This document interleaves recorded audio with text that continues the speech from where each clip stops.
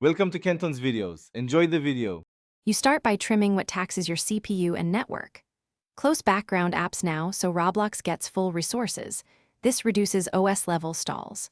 Update both Roblox and iOS because performance patches often arrive in minor builds, and make sure your device isn't in low power mode because it throttles CPU and GPU.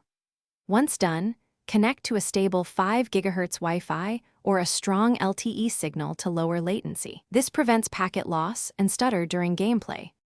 You now adjust both the app and network parameters to balance load. Open Roblox settings and switch graphics mode to manual, then set a GPU-targeted FPS cap between 30 and 60 to avoid unpredictable frame drops. This smooths perceived motion. Reduce render distance, turn off shadows and high detail textures to cut GPU and memory pressure.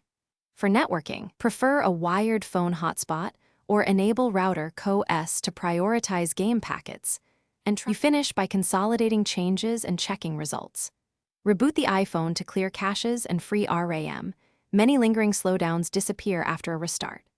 Launch Roblox and enable in-game stats to monitor FPS and ping so you can see improvement in real time, and try different game servers if one shows high latency. If lag persists, reinstall Roblox to fix corrupt files or reset network settings to clear bad DNS or routing. This resolves most stubborn connectivity issues.